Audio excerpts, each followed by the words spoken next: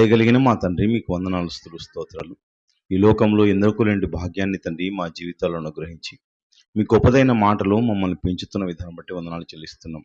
సత్య సంబంధులైన మేము తండ్రి ఎల్లప్పుడూ మీ వాక్యాన్ని ఆలోచిస్తూ, మీ వాక్యాన్ని నేర్చుకుంటూ, గ్రహిస్తూ, మా జీవితాన్ని తండ్రి మీ వాక్యంతో నడిపించుకోవడానికి సహాయం చేయమని ప్రార్థిస్తున్నాం తండ్రి.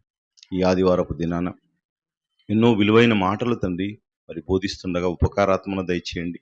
మీ పిల్లలందరూ విని గ్రహించి మీ వాక్యానుసారంగా బ్రతికి మీరున్న ఉన్నతమైన శ్రేష్టమైన లోకం చేరే భాగ్యం మా అందరికీ దయచేయమని ప్రార్థిస్తూ అర్థిస్తూ సమస్త ఘనత మహిమలు మీకు ఆరోపిస్తూ క్రీస్తు నామంలో ప్రార్థిస్తున్నాం తండ్రి.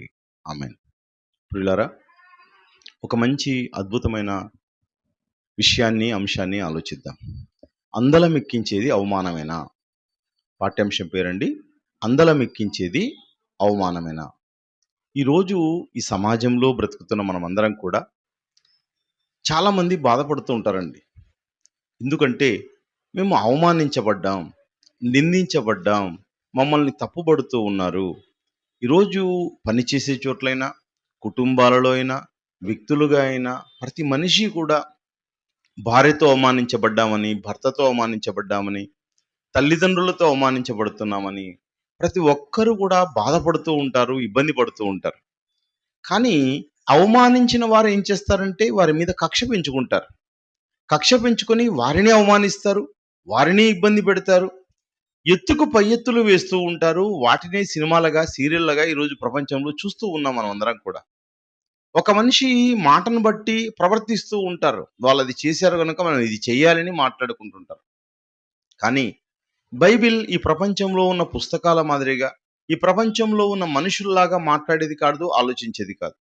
బైబిల్ చాలా ప్రత్యేకమైనది. బైబిల్ ఇతరులను గురించి, ఇతరులు చేసే పద్ధతుల గురించి చెప్పేది కాదు.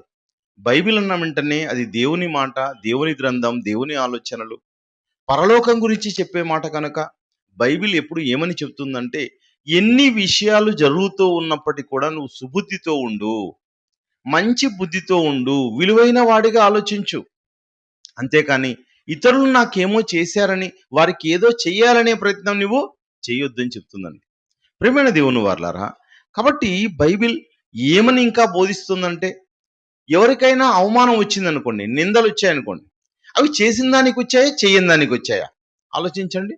ఒకడు దొంగతనం చేశాడు, దొంగతనం చేస్తే వాడిని కొట్టారు. కాబట్టి వాడికి వచ్చింది అది నింద అనుకుందామా? కాదండి, చేసిన దానికి వచ్చింది. కాబట్టి చేసిన దానికి వచ్చింది. హత్య చేస్తే అవమానం వచ్చింది అనుకోండి, చేసిన దానికి వస్తే అది గొప్ప కాదు. మనము చెయ్యని దానికి అవమానం వస్తే అది నిజంగా మనం సంతోషించాల్సిన విషయం. పేతురు రాసిన మొదటి పత్రిక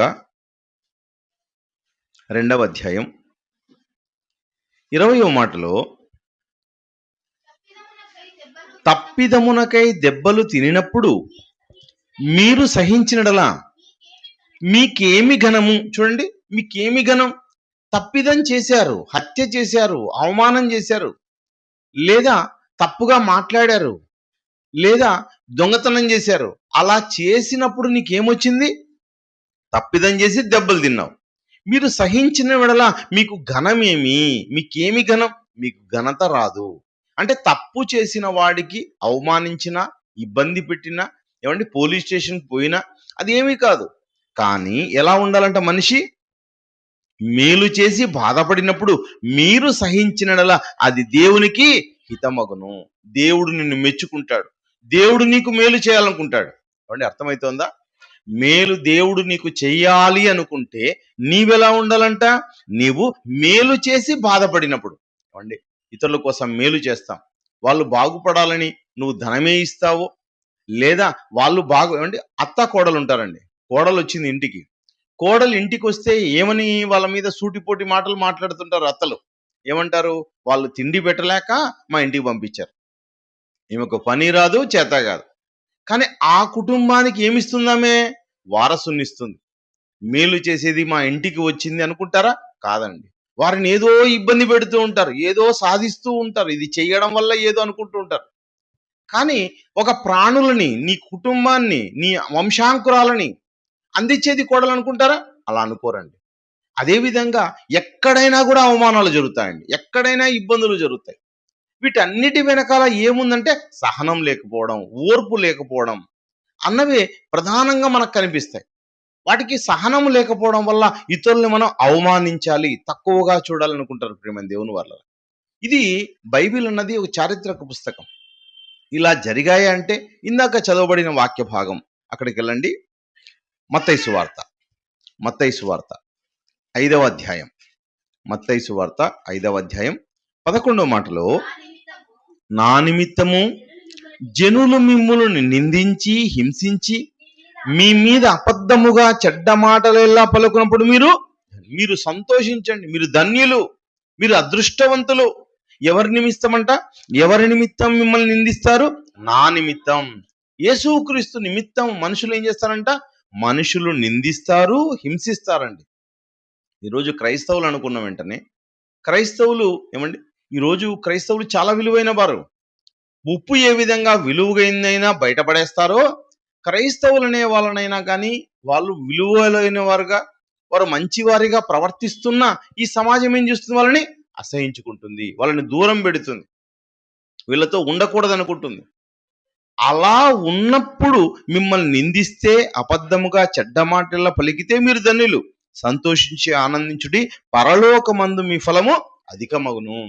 పరలోకంలో, ఈ లోకంలో కాదు మీ ఫలం అధికమయ్యేది, ఈ లోకంలో కాదు నీకు ఆస్తి సంపాదించుకునేది, పరలోకంలో నీ ఫలము అధికమవుతుంది. కనుక నువ్వేం చేయాలంట?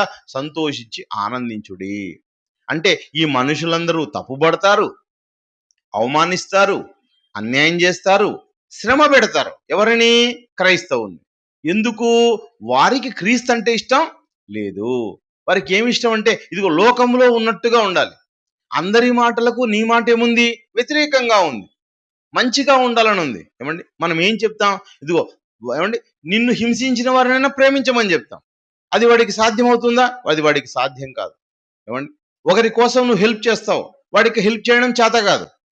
వీడు ఎప్పుడున్నా కూడా ఏం చెప్తుంటాడు? అందరికి హెల్ప్ చేయమని చెప్తూ ఉంటాడు, ప్రేమించమని చెప్తుంటాడు.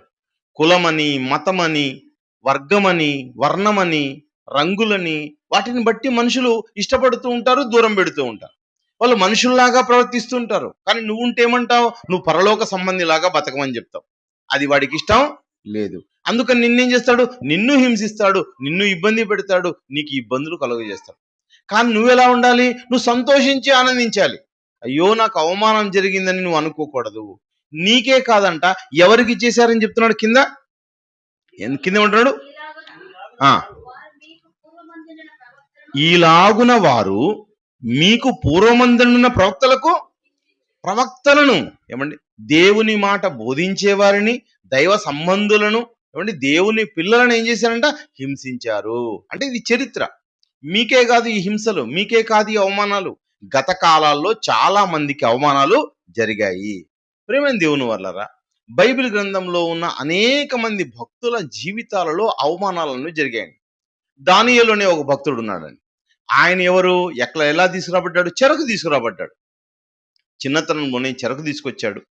ఆయన జ్ఞానిగా పేరు పొందాడు. అనేక చక్రవర్తుల కాలాలలో ఆయన ఏం చేశాడంటే ఒక మంచి ప్రధానిగా ఉన్నాడు. ఏమండి, నెబుకద్నెజర్ కాలంలో కూడా ఆయన ఏమున్నాడు? మొట్టమొదటి సామ్రాజ్యమైన నెబుకద్నెజర్ కాలంలో కూడా ఆయన ప్రధానిగా ఉన్నాడు. ప్రధానులు మారుతూ ఉన్నారు, అంటే చక్రవర్తులు మారుతున్నాడు, కానీ ఈయన ప్రధానిగానే ఉన్నాడు. ఈయన ఉంటే ఏం చేయడంట? ఈయన చాలా స్ట్రిక్ట్ గా ఉంటాడంట. ఏ విధమైన లోపం చేయడు, ఎవరిది ఆశించడు, ఎవరిది కోరుకోడు, చాలా నిక్కచ్చిగా ఉంటాడు, నిజం మాట్లాడతాడు, సత్యం మాత్రమే చెబుతాడు. అలా బ్రతుకుతూ ఉన్నాడు. ఎవరు? దానియేలు గారు. దానియేలు గారు అలా ఉంటే అక్కడ ఉన్న వారందరిలో దానియేలు గురించి ఏం పుట్టింది? వాళ్ళకి ఒక మనస్తాపం అన్నది పుట్టింది. ఇతడు ఇంత కరెక్ట్ గా ఉన్నాడే. 6వ అధ్యాయం చూడండి, దానియేలు గ్రంథం 6వ అధ్యాయంలో, దానియేలు గ్రంథము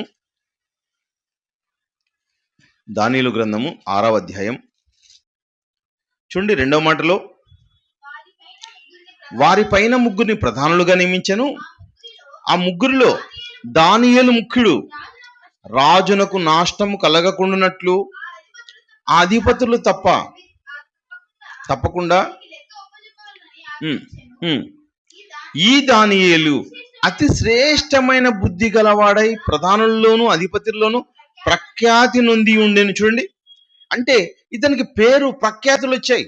ఎందుకు ఇతడు పేరు ప్రఖ్యాతులు? అతి శ్రేష్టమైన బుద్ధి. అంటే ముందు వారంలో చూసాం, సుబుద్ధి కలిగిన దావీదు అని చూసాం. అంటే దానియేలు కూడా ఏముంది? అతి శ్రేష్టమైన బుద్ధి, మంచి సుబుద్ధి కలిగి ఉన్నాడని. ఎవరు ఏమనుకుంటున్నారో సంబంధం లేదు, ఇతడు మాత్రం మంచి చేస్తాడు, మేలు చేస్తాడు. ఇతరుల గురించి ఆలోచించడు, ఇతరుల గురించి ఆలోచించి నిర్ణయాలు తీసుకోడు. వారు అలాంటి వారు కాబట్టి ఇలా తీసుకున్నాం అనుకోడు, తను ఏమి చేయాలనుకుంటే అది చేస్తున్నాడు. ఇప్పుడు ఏం చేస్తున్నారంటే అక్కడ ఉన్న వారందరూ కూడా రాజ్యం అంతటి మీద అతన్ని నియమింపవాలని రాజు ఉద్దేశించను. అందుక ప్రధానులు, అధిపతులు రాజ్యపాలన విషయంలో దానియేలు మీద ఏదైనా ఒక నింద మోపాలని ఉండి, ఏమండి, తగిన హేతు వెతుకుతున్నాడు. ఏదైనా ఒక నింద మోపాలి, నింద మోపి దానియేలును ఒక తప్పుడు వ్యక్తిగా చేయాలి. ఇతనిలో ఏదీ దొరకడం లేదు. అంటే ఉన్న వారందరిలో అతి శ్రేష్టంగా కనపడుతున్నాడు, గొప్పవాడుగా కనపడుతున్నాడు. ఇతడు గొప్పవాడుగా కనపడడం వరకు కంటకంగా ఉంది ప్రేమ దేవుని వాళ్ళ. అలాంటి సమయంలో దానియేలు గారిది మోపాలనే ఉద్దేశంతో ఏం చేశారు అంటే రాజు దగ్గరికి వెళ్ళారు. రాజా, 30 దినముల వరకు నిన్ను తప్ప ఎవరిని మొక్కకూడదు, ఎవరికి విజ్ఞాపన చేయకూడదు, ప్రార్థన చేయకూడదు. రాజునే ప్రార్థించారు. రాజు కూడా చాలా పొంగిపోయాడు. ఇంకా పో, ఏమి, నా అంతటి గొప్పవాడు ఎవరు లేరు ఈ ప్రపంచంలో, నేనే గొప్పవాణ్ణి, నన్నే పూజించండి, నన్నే ప్రార్థించండి, నాకే మనవి చేయండి అన్నాడు. కానీ దానియేలు చేశాడా? దానియేలు మాత్రం యథాప్రకారంగా, ఏమండి, యెరూషలేము వైపు కిటికీలు తెరిచి ముమ్మారు ప్రార్థిస్తూ వస్తున్నాడు. ఇదిగో దానియేలు ప్రార్థిస్తున్నాడని అందరూ దొమ్మిగా వచ్చారు, ఆయన్ని పట్టుకున్నారు. గుంపుగా కూడా వచ్చారు, ఆయన్ని పట్టుకున్నారు, రాజసముఖం దగ్గర తీసుకుపోయారు. కానీ రాజు ఏమనుకుంటున్నాడు? రాజు ఇతన్ని విడిపించాలి. రాజా, మీరు చెప్పారు కదా ఆజ్ఞ, ఇలా ఎవరైనా చేస్తే వారిని ఏం చేయాలి? మనం సింహాల బోనులో వేసేయాలి, వాళ్ళ గుహలో వేసేయాలి. అంటే అవమానమే కాదు, ఏమంటే అతన్ని పట్టుకున్నప్పుడు అవమానించిండరా? చాలా ఘోరంగా అవమానించింటారండి. మేము పెట్టిన ఏం పెట్టాం? మేము ఈ రాజ్యంలో ఉన్న వాళ్ళందరూ ఈ చట్టాన్ని తెస్తే ఈ చట్టాన్ని నువ్వేం చేసావు? అతిక్రమించేసావు. పట్టుకున్నారు, కొట్టారు, ఉమ్మేశారు, ఆయన్ని కూడా కొట్టారండి. కొట్టి తీసుకొని వచ్చి ఎక్కడికేస్తున్నారు? సింహాల గుహలోకి వెళ్ళి. కానీ రాజు కూడా అతన్ని విడిపించాలనుకుంటున్నాడు. రాజు, అయ్యో నేను ఏం చట్టం చేశాను నాకే తెలియదే అని ఆయన్ని విడిపించాలనుకుంటే, రాజా నువ్వు ముందు ఆజ్ఞ ఇచ్చావు, మన ఆజ్ఞను మనమే తప్పితే ఎట్లా? కాబట్టి నువ్వేం చేయాలి? నీ ఆజ్ఞ మీద నీవు నిలబడాలి. వచ్చి అందరూ ఏం చేస్తున్నారంటే రాజుని ఒప్పించి ఏం చేస్తున్నారు? తను తీసుకెళ్లి సింహాల బోన్లో వేశారు. ప్రేమైన దేవుని వాళ్ళరా, ఆ రోజంతా ఏం చేశారంట? రాజు నృత్యాన్ని, గానాన్ని బంద్ చేశాడంట. అన్నపానాలు పుచ్చుకోలేదైనా. రాత్రంతా నిద్రపోలేదు. ఎందుకంటే దానియేలుని ఎక్కడేసాం? సింహాల గుహలో వేశాం. అయ్యో, దానియేలుని సింహాల గుహలో వేశామే, ఏం జరిగిందో ఏమో అని రాత్రంతా అలా కలవరపడుతూ ఉన్నాడు. ఎప్పుడైతే ప్రొద్దునైందో ప్రొద్దున్నే పరిగెత్తుకుంటూ వచ్చి ఆ సింహాల గుహ దగ్గరకు వచ్చి ఏమంటాడు? జీవము కలిగిన దేవుని సేవకుడు అయినా దానియేలు అని పిలిచాడు. వెంటనే, చిత్తం ప్రభువా, ఇదిగో నేనున్నాను. సింహాలు నీకేమి చేయలేదా? ఇదిగో నేను దేవుని దృష్టికి ఎలా కనపడ్డానో, నేను నీతిగా కనపడ్డాను గనక నాకేమీ చేయలేదన్న. వెంటనే అతన్ని బయటికి తీశారు సింహాల ఎక్కడి నుంచి? గుహలో నుంచి. కానీ ఎవరైతే నింద మోపారో, ఏమండి, మనం ఏమనుకుంటాం? మనల్ని నిందించిన వాళ్ళ మీద మనం ఏదో కక్ష తీర్చుకోవాలనుకుంటాం. నిందించిన వాళ్ళు ఎవరైనా మనల్ని అవమానపరిస్తే వాళ్ళ మీద కక్ష తీర్చుకోవాలనుకుంటాం. ఏదైనా కానీ మనం నిందగా, అవమానంగా భావిస్తాం. అది చిన్నదైనా పెద్దదైనా మనకేదో జరిగింది, మనకేదో జరిగిపోయింది అనుకుంటాం. కానీ దానియేలు ఎలా ఉన్నాడు? స్వస్థ బుద్ధి కలిగి ఉన్నాడండి. ఇంతకు మించిన నిందలు వచ్చిన దానియేలులో మాత్రం ఏమాత్రం చలనం లేదు, ఆలోచించడం లేదు. అలా వెంటనే ఏం జరిగింది? ఇదిగో ఎవరైతే నిందించారో ఆ నిందించిన వారందరినీ తీసుకొచ్చారు, వారి బిడ్డలను తీసుకొచ్చారు, వారి భార్యలను తీసుకొచ్చారు, అందరినీ కలిపి వేసేసారండి, సింహాల గుహలోకి వేశారు. చూడండి, అంటే నిందించిన వారు ఎవరైతే ఉన్నారో వాళ్ళకు శ్రమ వస్తుంది, మీరు సంతోషించి ఆనందించండి. ఎక్కడికెక్కాడు? ఏమండి, ప్రధానిగా వెళ్ళిపోయాడండి, గొప్ప ప్రధాని అండి. 5 మంది చక్రవర్తులు మారినా ఈయన మాత్రం మారడం లేదు. అన్ని కాలాలలో, అన్ని యుగాలలో ఆ ప్రాంతాలలో అంతా ఎవరున్నారంట? ఈయనే ఉంటున్నాడు. ప్రేమ, నెబుకద్నెజరు ఉన్నప్పుడు ఈయనే ఉన్నాడు. అదే విధంగా అర్థహషస్త, ఏమండి, మరొకటి చూస్తే అక్కడే దర్యావేషు 6వ అధ్యాయంలో మీకు పైన కనిపిస్తుంది. దర్యావేషు, రాజైన దర్యావేషు అని ఉంటుంది అక్కడ. దర్యావేషు అనే మాట మీకు కనిపిస్తుంది. అంటే దర్యావేషు ఉన్న కాలంలో కూడా ఎవరున్నారు? మరి ఈయనే ప్రధానిగా ఉన్నాడు. అంటే చక్రవర్తుల కాలాలలో ఈయన ప్రధానిగా ఉండడానికి కారణమేమి? ఈ అందలం ఎక్కడానికి కారణం ఏమంటే ఆయన, ఏమండి, అవమానాలను నిర్లక్ష్య పెట్టడం, అవమానాన్ని పట్టించుకోకపోవడం ద్వారా గొప్ప స్థితిలోకి దానియేలు వెళ్ళిపోయారు. చూడండి 6వ అధ్యాయం 24 మాటలో, రాజు ఆజ్ఞేయగా దానియేలు మీద నిందమోపిన ఆ మనుష్యులను తోడుకుని వచ్చి సింహాల గృహలో ప్రదోసిరి, వారిని, వారి కుమారులను, వారి భార్యలను కూడా. చూడండి ప్రియమైన దేవుని వాళ్ళ ఏమండి, పాత నిబంధన అన్న వెంటనే అది ఒక చరిత్ర. ఏమండి, ఈ పాత నిబంధనలో ఉన్నవన్నీ ఏం చేస్తున్నాయంటే, ఏదైతే మత్తయి సువార్తలో మనం చదివామో ప్రవక్తలు, పూర్వమందున్న ప్రవక్తలకు చేసిరి. దానియేలు ఒక ప్రవక్త అండి, మీకు 12వ అధ్యాయంలో కనిపిస్తుంది. ఆయన ఏం చేశాడంటే అన్ని విషయాలు రాశాడు.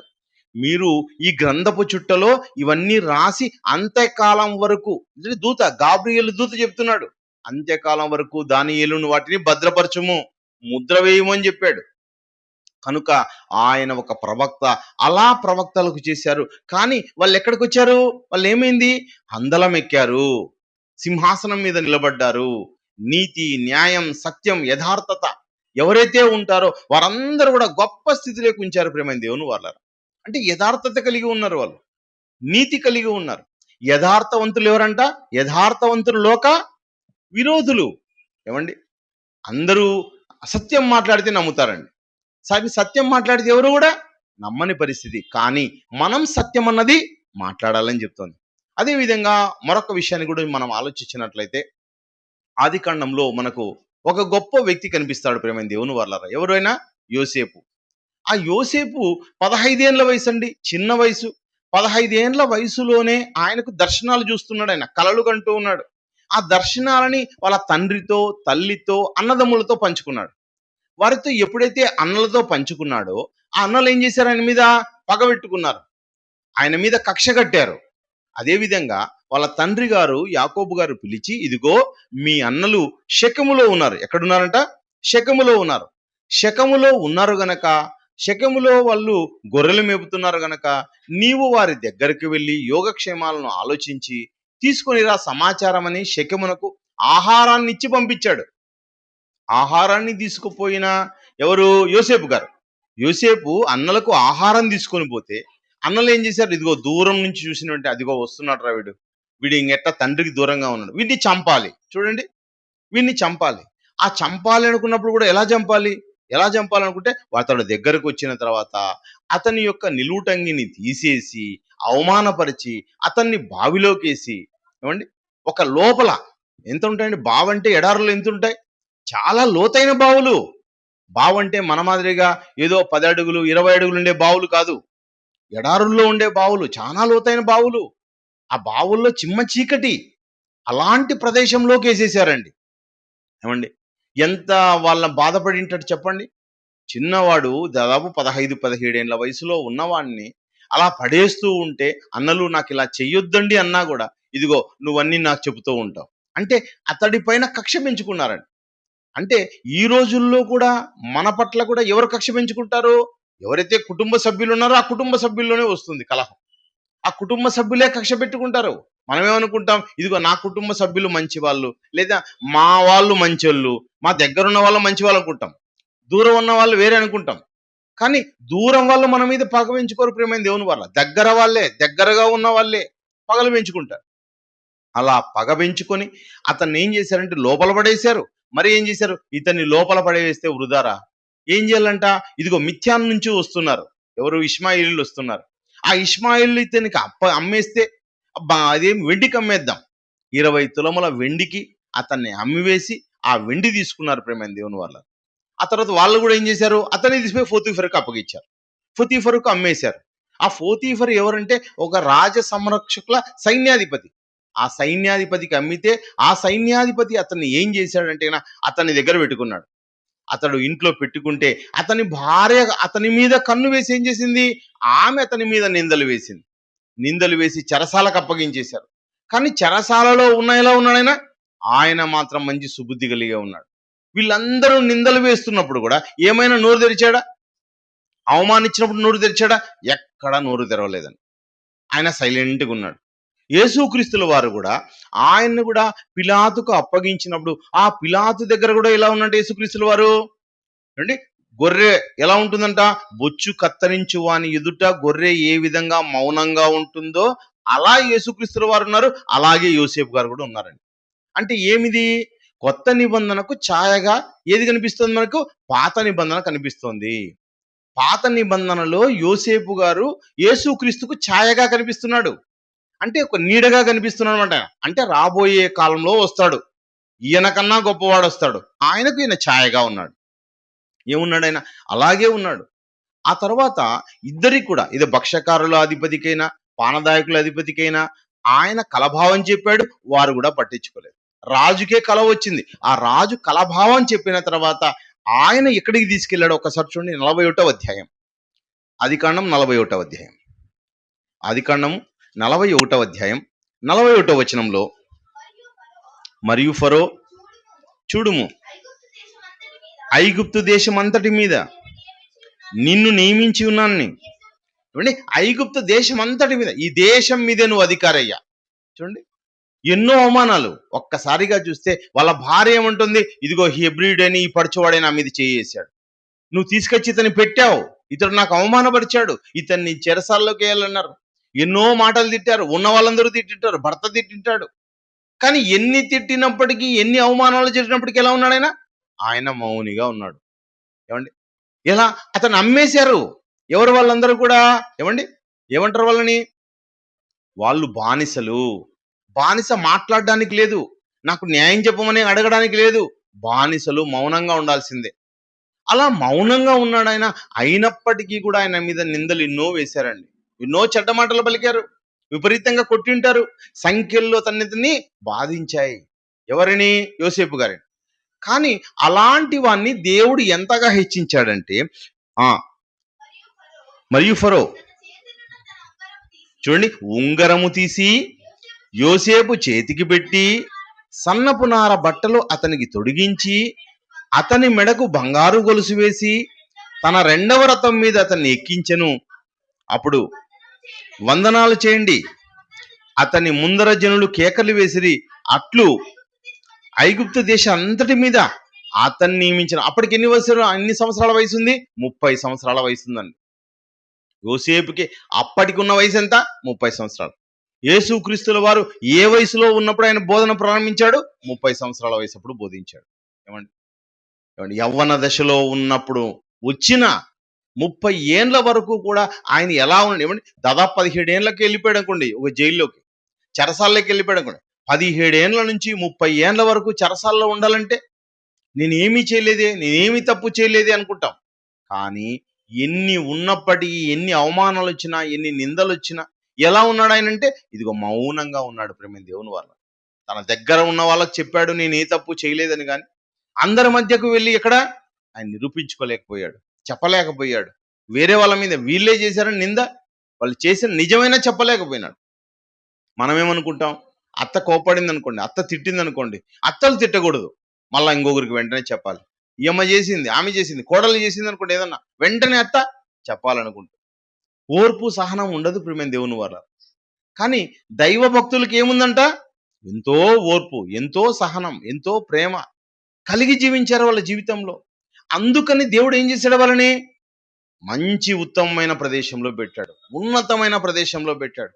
ఏమండి, అక్కడ చెరసాలలో ఉన్నవాడిని తీసుకుని ఏం చేశాడు, దేశానికి అధ్యక్షునిగా చేయడం జరిగింది. అలా చెయ్యాలి, అందలం ఎక్కాలంటే ఎన్ని అవమానాలైనా భరించమని చెప్తున్నాడు. ఒకసారి చూద్దాం, హెబ్రీయులకు రాసిన పత్రిక యేసుక్రీస్తుల వారి మాట ఏం చెప్తుందో. 12వ అధ్యాయం, హెబ్రీయులకు రాసిన పత్రిక 12వ అధ్యాయం 2లో, మనము కూడా ప్రతి భారమును సులువుగా చిక్కులు పెట్టు పాపమును విడిచిపెట్టి విశ్వాసమునకు కర్తయు దానిని కొనసాగించువాడైన యేసువైపు చూచుచు మన ఎదుట ఉంచబడిన పందెములో ఓపికతో పరిగెత్తుదుము. ఆయన తన ఎదుట ఉంచబడిన ఆనందము కొరకై అవమానమును నిర్లక్ష్యపెట్టి, అవమానాన్ని ఎవరు నిర్లక్ష్యపెట్టంట, మన నాయకుడైన యేసుక్రీస్తుల వారు. ఏమండి, ఈ ప్రపంచ నాయకుడు, మార్గదర్శి, ఏమండి? ఈ లోకానికి వచ్చిన లోక సృష్టికర్త ఆయన, సర్వలోక పాపములు మోసుకొని పోయే యేసుక్రీస్తుల వారు లోకరక్షకుడు ఏం చేశాడంట? అవమానంను నిర్లక్ష్య పెట్టాడు. అంటే నీవు కూడా అవమానాన్ని నిర్లక్ష్య పెట్టాలి. ఏమండి? ఆయన్ని ఎన్నో మాటలు అన్నారు ప్రేమ దేవుని వల్ల. అందరికీ స్వస్థత చేసి ఆరోగ్యాలు ఇచ్చి అందరికీ ఆకలి తీర్చిన యేసుక్రీస్తుల వారిని ఏమనింది లోకం? ఆయన మద్యపాని, ఆయన త్రాగుబోతు, ఆయన దయ్యం పట్టినవాడు, బయల్జెబూలు. ఏమండి? ఎన్నో మాటలు అన్నారు ఆయన్ని. కానీ అన్ని మాటలను ఏం చేశారు యేసుక్రీస్తుల వారు? అన్ని మాటల్ని సహించాడే కానీ మాటకు మాటకు దేనికైనా సమాధానం చెప్పలేదండి. ఆయన ఎన్ని అవమానాలు జరుగుతున్న అవమానాలను ఏం చేశారంటే నిర్లక్ష్య పెట్టాడు ఆయన. ఏమండి? ఈరోజు శిలువ శిక్ష అండి. శిలువ శిక్ష కూడా భయంకరమైన శిక్ష. ఎంతో పాతకులకు, హంతకులకు, నరహంతకులకు, దొంగలకు, వ్యభిచారులకు వేసే శిక్ష అది. ఏమండి? ఘోరమైన పాపికేసే శిక్ష. అలాంటి శిక్ష వేసి ఆయన్ని ఉమ్మి వేసి పిడిగుద్దులు గుద్ది ఎంతో అవమానపరిచినా కూడా ఏం చేస్తున్నాడు ఆయన? ఆయన సైలెంట్గా ఉన్నాడు. ఏది దాని గురించి ఆయన ఆలోచించట్లేదు. కాబట్టి యేసుక్రీస్తుల వారికి అంత పెద్ద శిక్ష విధించి, ఏమండి, ఆయన పొడిచినా చంపినా ఏం చేశాడు ఆయన? ఆయనకు వచ్చింది ఏమంటే ఎంత గొప్ప అందలకి ఇక్కడ చూడండి. 3వ దినమున తిరిగి లేచిన వాడండి యేసుక్రీస్తుల వారు. యేసుక్రీస్తుల తండ్రి అయిన దేవుడు ఏం చేశాడు? ఆయన్ని 3వ దినాన్ని ఆయన ఏం చేశాడు? సజీవంగా బయటికి తీసుకొచ్చాడు. సమాధి నుంచి సమాధిని గెలిచిన వాడు. అంటే అవమానాన్ని నిర్లక్ష్య పెట్టడం ద్వారా యేసుక్రీస్తుల వారికి ఏం దక్కిందంటే ఆయన అందలం ఎక్కాడు. ఆయన చెప్పింది ఏది? సత్యం బోధించాడు ఆయన. నేను సత్యం చెబుతున్నాను కనుక మీరు నన్ను నమ్మరన్నాడు యూదుల దగ్గర ఉన్నప్పుడు. ఆ యూదులే ఆయన మీద కక్ష కట్టి ఏం చేశారు? ఆయన మీద నిందలు వేసి ఆయన రోమీలతో చంపించారు. ప్రేమ దేవుని వల్ల రోమీలతో చంపించారు. ఎన్ని అవమానాలు వచ్చినా కూడా యేసుక్రీస్తుల వారు లక్ష్యమే పెట్టలేదు. విననట్టుగా ఉన్నాడు. కానీ ఈరోజు మనం ఏమనుకుంటాం? ఏదైనా మన మీదకి వచ్చిందంటే, ఈ రోజుల్లో కూడా సంఘాల్లో అవమానాలు జరగవంటే జరుగుతాయి, ఎక్కడైనా జరుగుతాయి, ఎవరి మధ్య అయినా జరుగుతాయి. కానీ అది చేసిన దాన్ని లక్ష్య పెడితే అసలు మనం క్రైస్తవులమే కాదు. క్రీస్తును ధరించుకున్న నీవైనా నేనైనా అవమానాన్ని నిర్లక్ష్య పెట్టాలి. అవమానాన్ని నిర్లక్ష్య పెడితేనే నువ్వు అందలం ఎక్కుతావు.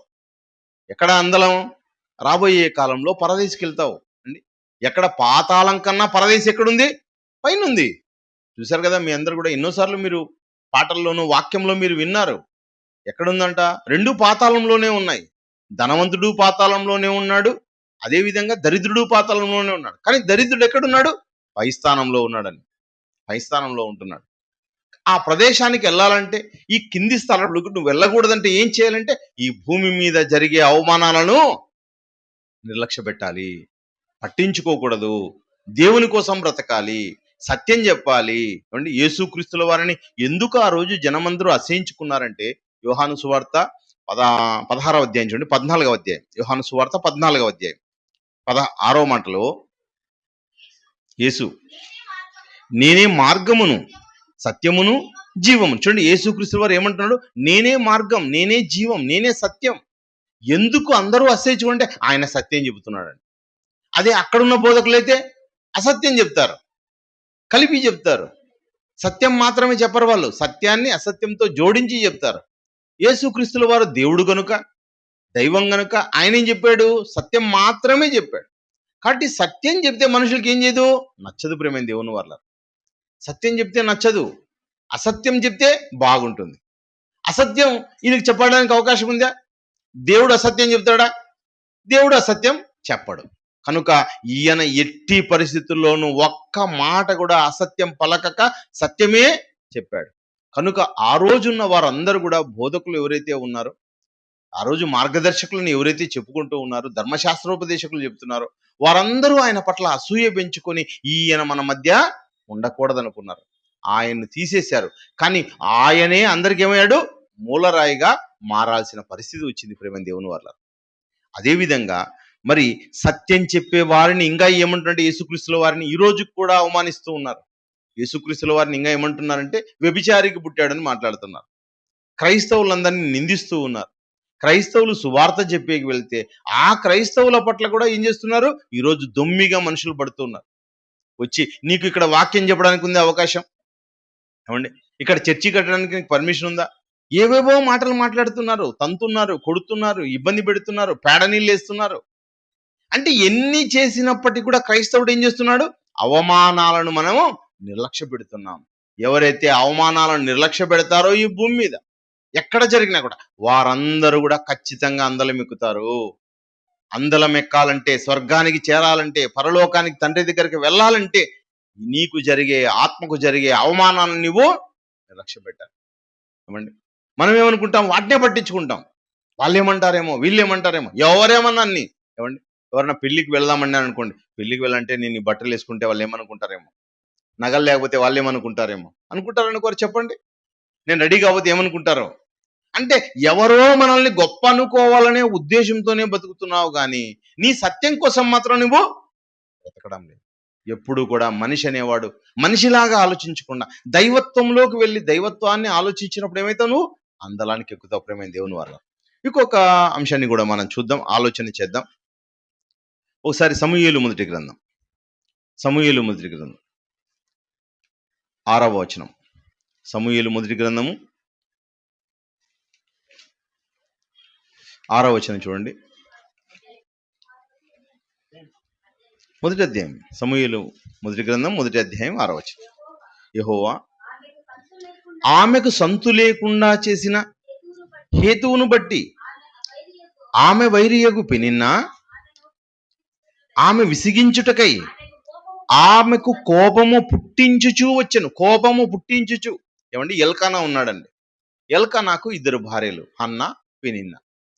హన్నా పిల్లలు లేరు, హన్నా గొడ్రాలుగా ఉంది. పెనిన్నా ఎలా ఉందంట? పెనిన్నాకు పిల్లలు ఉన్నారు.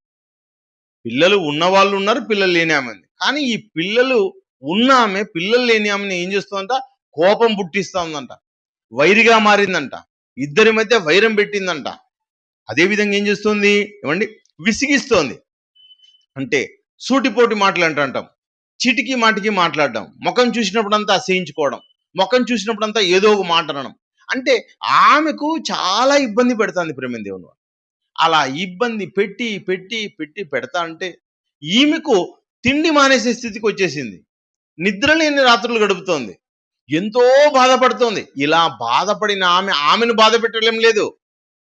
ఆమె ఓర్చుకున్న దానిగా దేవుని దగ్గర తన బాధనంతా వెళ్ళబోసుకుంది. ఏమండి, దేవుని దగ్గర వెళ్ళబోసుకుంది. ఎప్పుడైతే దేవుడు ఆమె మాట విన్నాడో, చూడండి ఒకసారి మాట చూద్దామాట. 10వ మాట. బహు దుఃఖాక్రాంతురాలై వచ్చి యెహోవా సన్నిధిని ప్రార్థన చేయుచు బహుగా ఏడ్చుచు, సైన్యములకు అధిపతియగు యెహోవా కలిగి ఉన్న శ్రమను చూచి నీ సేవకురాలైన నన్ను మరువక జ్ఞాపకం చేసుకుని నీ సేవకురాలనైన నాకు మగపిల్లను దయచేసినడలా. చూడండి, దయచేయి దేవా, ఎందుకు ఈ యొక్క గొడ్రాలు అనే బాధ నాకు తీసేసి, ఎంతో బాధపడుతున్నాను.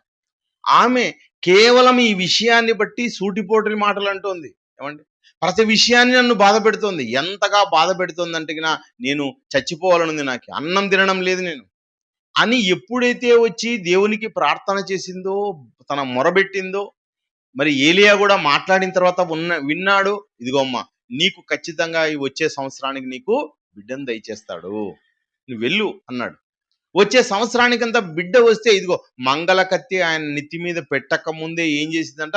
నాజీరు చేయబడిన వాడిగా పాలు విడిచిన వెంటనే ఇదిగో దేవాలయానికి ఇచ్చేసిందండి. ఎంతమందికి ఆదర్శంగా ఉంది చూడండి ఈరోజు హన్నా. ఎంతమంది మాట్లాడుకుంటున్నాము హన్నా గురించి. ఎక్కడ ప్రసంగాలు చేసినా సమూయేలు గురించి మాట్లాడితే వెంటనే హన్నా గురించి మాట్లాడాల్సింది. ఎక్కడ దావీదు గురించి మాట్లాడితే అక్కడ మళ్ళీ సమూయేలు గురించి మాట్లాడితే హన్నా గురించి మాట్లాడాల్సింది. హన్నా గురించిన ప్రసంగాలు ఎప్పుడో 2000 సంవత్సరాల కిందట యేసుక్రీస్తుల వారు వచ్చారండి. ఆయన కన్నా పూర్వం 1000 సంవత్సరాల కిందట దావీదు గారు. ఆ దావీదు కాలానికన్నా ముందున్నవాడండి. అంటే అలాంటి ప్రదేశంలో ఉన్న ఆయన గురించి మనం ఈరోజు మాట్లాడుకుంటున్నాం. వాళ్ళ తల్లి అయిన హన్నా గురించి మాట్లాడుకుంటుంటే ఎంతమంది స్త్రీల చరిత్రలు ఈ భూమి మీద కలిసిపోలేదు చెప్పండి. అన్ని కూడా కాలగర్భంలో కలిసిపోయాయి. కానీ హన్నా చరిత్ర బయటపడింది. చూడండి పిల్లరా, ఎంత అందలమెక్కిందో ఆలోచించండి. ఆమె గర్భాన నుంచి పుట్టినవాడు, హన్నా గర్భాన నుంచి పుట్టిన సమూయేలు గారు కూడా ఏ సామాన్యుడిగా కాదండి ఆయన. ఆయన ఒక న్యాయాధిపతిగా ఉన్నాడు, ఒక ప్రవక్తగా ఉన్నాడు, ఒక గ్రంథకర్తగా ఉన్నాడు. ఏమండి? అలా రాజుల్ని అభిషేకించిన వాడుగా ఉన్నాడు, అంటే యాజకుడుగా ఉన్నాడు ఆయన. రాజులను అభిషేకించిన యాజకుడుగా సమూయేలు గారు ఉన్నారంటే ఈ రోజు కూడా ప్రతి ఒక్కరు కూడా శామ్యూల్ అనే పేరు పెట్టుకుంటున్నారంటే దానికి కారణం ఎవరు? ఆయనే. అలా గొప్పవాడుగా పుట్టిన వాడుగా ఉంటున్నాడు ఆయన. అంటే ఆమె ఎంత ఇన్స్పిరేషన్ చూడండి హన్న, ఎన్ని మాటలు చెప్పిండాలి. కనుక ప్రేమైన దేవుని వాళ్ళరా, ఇంత గొప్ప కావాలి అంటే ఎన్నో అవమానాన్ని నిర్లక్ష్య పెట్టాలి. కానీ ఒక్కోసారి మనం బాగా ఆలోచిస్తే ఈ అవమానం నిర్లక్ష్యం అంటే అవమానాలు రెప్పించి, ఏమండి, ఒక్క మాట చూడండి అక్కడ పైన మాట, ఆరో మాటలో మొదటి మాట, యెహోవా ఆమెకు సంతు లేకుండా చేసి ఉన్న. చూడండి, యెహోవా ఆమెకు సంతు లేకుండా చేసి ఉన్న అంటే దీంట్లో కారణం దేవుడు కనిపిస్తాడు. అదే సంతు ఉంటే, ఏమండి, అర్థమవుతుందా మీకు? మాట అర్థమవుతుందా? అదే విధి పిల్లలు ఉన్నారనుకోండి, ఈమె వేధించేది కాదేమో, ఈమె వేధించకపోతే వేడుకొనేది కాదేమో, వేడుకొనకపోతే ఇదిగో ఈ స్థితికి వచ్చేవాడు కాదేమో సమూయేలు. అంటే మనకు ఎవరైనా అవమానపరుస్తున్నారు, ఇబ్బంది పెడుతున్నారంటే వాళ్ళ వలన కూడా మనం రెట్టింపు స్థితికి వెళ్ళిపోతామని మనం ఆలోచించాల. కానీ వీళ్ళే లేకుండా పోతే మేలు, వీళ్ళ వల్లనే మాకు సమస్య వచ్చింది అని అనుకోకూడదు ప్రేమ దేవుని వాళ్ళు. ఏమండి? ఒకనాడు మరొకసారి యోసేపుని ఆలోచించామనుకోండి. యోసేపు అన్నలు ఏం చేశారు? యోసేపు అన్నలు అమ్మేశారు. యోసేపుని అమ్మివేశారు. అమ్మివేయడం వలన ఎక్కడికి వెళ్ళాడైనా? అమ్మివేయడం వలన ఐగుప్తుకి వెళ్ళాడు. ఒకవేళ అన్నలే అమ్మలేదనుకోండి, అన్నలు మనం చూసి వీళ్ళు అమ్మారు కదా అనుకుంటాం. కానీ యోసేపు ఎంత మంచిగా వాళ్ళతో మాట్లాడాడో. ఆదికాండం చూడండి ఒకసారి, ఆదికాండంలోకి ఒకసారి వెళ్దాం. ఆదికాండము 45వ అధ్యాయం, ఆదికాండము 45వ అధ్యాయం 5వ మాటలో, 45వ అధ్యాయం 5వ మాటలో, అయినను నేను ఇక్కడికి వచ్చినట్లు మీరు నన్ను అమ్మివేసినందుకు దుఃఖపడకుడి, అది మీకు సంతానం పుట్టింపనీయకుడి, ప్రాణరక్షణ కొరకు దేవుడు మీకు ముందుగా నన్ను పంపించెను. చూడండి, మీకు సంతాపం పుట్టినీయకుడి. అయ్యో మేము అమ్మేశామని మీరేం బాధపడకండి, ఇదిగోని మిమ్మల్ని కాపాడుతాను, మీ పిల్లల్ని కాపాడుతాను. 50వ అధ్యాయంలో ఆ మాటలు ఉంటాయండి. మిమ్మల్ని, మీ పిల్లలను, తరతరాలను కాపాడుతాను. ఎవరైనా, ఆయన కూడా ప్రవక్త. యోసేపు ఎవరండి? ఆయన ప్రవక్త. ఇదిగో 110 సంవత్సరాల కాలం పాటు బ్రతికి చనిపోతే దేవుడు మనల్ని చూడ్డానికి వస్తాడు ఇక్కడికి, మిమ్మల్ని అందరినీ చూడ్డానికి వస్తాడు. మిమ్మల్ని అందరినీ ఎక్కడికి నడిపిస్తాడు దేవుడు? కనాను దేశానికి తీసుకెళ్తాడని చెప్తున్నాడు. అంటే పూర్వమందున్న ప్రవక్తలకు చేశారు కాబట్టి మీకు కూడా ఇప్పుడు కాలంలో ఏమొస్తాయి? అవమానాలు వస్తాయి. ఏమండి? ఇక్కడున్న మీ అందరికి కూడా, ఒక్కరికి కూడా కాకుండా నాకు కూడా వస్తాయి, అందరికీ వస్తాయి. కానీ మనం ఏం చేయాలి? వాడి అవమానాలని నిర్లక్ష్య పెట్టాలి, అవమానాలను పట్టించుకోకూడదు. ఏమండి? డబ్బు లేదంటారు, డబ్బు ఉందంటారు, లేకపోతే నువ్వు ఇట్లా చేసావంటారు, ఏమన్నా అనుకోండి, ఎవరేమని అనుకోండి, భార్యలు కావచ్చు, భర్తలు కావచ్చు, పిల్లలు కావచ్చు, ఎంతన్నా అవమానాలు పడండి. ఎన్ని అవమానాలు పన్నా వాటిని మాత్రం మీ కన్నీరు గార్చండి, కానీ ఎవరి ఎదుట చెప్పకండి. మీరు ఎలా ఉండాలి? దేవుని కొరకు బతకాలి, నీతిగా బతకాలి, ఎవరిది ఆశించకుండా బతకాలి. ఈ లోకానికి ఏమీ తీసుకొని రాలేదు, ఏమీ తీసుకొని వెళ్ళాం. ఈ లోకంతో మనకి ఏం సంబంధం చెప్పండి ప్రేమ దేవుని వాళ్ళ? ఈ లోక సంబంధులం కాదు కదా. కానీ ఈ లోక సంబంధుల్లాగా మనం ఆలోచిస్తే అవమానపరిచిన వాడిని చంపుతున్నారు బయట వాళ్ళు, అవమానపరిచిన వాడిని కక్ష తీర్చుకుంటున్నారు బయట వాళ్ళు. మనము అలా తీర్చుకుంటే, తిమోతికి రాసిన మొదటి పత్రిక 6వ అధ్యాయం 7వ మాటలో ఉంటుంది చూడండి. ఆ మాట, తిమోతికి రాసిన మొదటి పత్రిక, మనం ఈ లోకంలోకి ఏమీ తేలేదు, దీనిలో నుండి ఏమీ అంటే ఏది నీది కాదు, నీ బట్ట నీది కాదు, నీ డబ్బు నీది కాదు, ఏమండి, నీ ఆస్తి నీది కాదు, నీ ఇల్లు నీది కాదు, ఏది నీది కాదు, నీ బిడ్డలు నీ వారు కాదు. ఈ లోకములో మనం ఎలా ఉన్నాం? ఒంటరిగా వచ్చాం, ఒంటరిగా వెళ్ళిపోతాం. ఎందుకు దీనికోసం నువ్వు ఏదో గొప్పదనుకుంటున్నావు? ఎందుకు దీనికోసమే ఆధారపడుతున్నావు? ఈ గొప్ప జ్ఞానం కలిగి ఉండాలి మనమందరం కూడా. మన ఎదుట కనబడే వారికి ఏం చేయాలి? మేలు చేయాలి తప్ప కీడు అసలు చేయకూడదు. ఏమండి? తన ఎదుట ఉన్న అన్నలకు యోసేపు ఏమైనా కీడు చేశాడా? తన ఎదుటి వారి పట్ల వాళ్ళు చేశారు గనక దానియేలు ఏమైనా కీడు చేశాడా? తన ఎదుట ఉన్న మరి పెనిన్నాకి పెనిన్నా ఉన్నారు కదా, మరి హన్నా ఏమన్నా ఆమె కోసం అన్యాయం చేసిందా? ఏదీ చేయలేదండి. యేసుక్రీస్తుల వారు ఎవరైనా ఈ భూమి మీద ఉన్న వారి గురించి అన్యాయంగా ఆలోచించారా? ఏమైనా ఇతరులకు ఏమైనా కీడు చేశాడా? అస్సలు చేయలేదు. ఇదంతా ఏం చెబుతున్నాయంటే అవమానాన్ని నువ్వు నిర్లక్ష్య పెట్టాలి. అవమానాన్ని నిర్లక్ష్య పెట్టినప్పుడు ఎదుటి వారితో చెప్పుకొని బాధపడడం, ఇబ్బంది పడ్డం అంటే నువ్వు ఇంకా జ్ఞాని కాలేదు అని అర్థం. జ్ఞానిగా కాకపోతే అయ్యా వీళ్ళు నాకు ఇబ్బంది పెట్టారు, వాళ్ళు నాకు ఇబ్బంది పెట్టారు, వీళ్ళు ఇబ్బంది పెట్టారు. ఎవరు ఇట్లా ఇబ్బంది పెట్టారు, వాళ్ళ అది ఇష్టం, అది వారికి అది ఇష్టం, అట్లే చేస్తున్నారు వాళ్ళు. కానీ నువ్వేం చేయాలి? వారిని ప్రేమించాలి. ఏమండి, యేసుక్రీస్తుల వారు ఏం మాట్లాడతారండి ఆయన?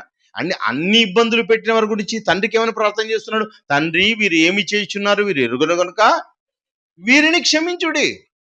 మనము క్షమించే పని తప్ప ఏది వాళ్ళ పట్ల చేయలేం. అలా చేసిన వారు ఖచ్చితంగా అందలం ఎక్కుతారు. అంతేకాని అవమానాన్ని లక్ష్య పెట్టామనుకో నీవు కూడా పాతాళానికే చేరిపోతావు. కాబట్టి పాతాళానికి చేరకుండా స్వర్గానికి చేరాలంటే, అందలం ఎక్కాలంటే నువ్వు ఏం చేయాలంటే నిర్లక్ష్య పెట్టమని బైబిల్ సెలవిస్తుంది. ప్రియులారా, ప్రార్థన చేసుకోండి. దయగలిగిన మా తండ్రి, మీకు వందనాలు, స్తుతులు, స్తోత్రాలు.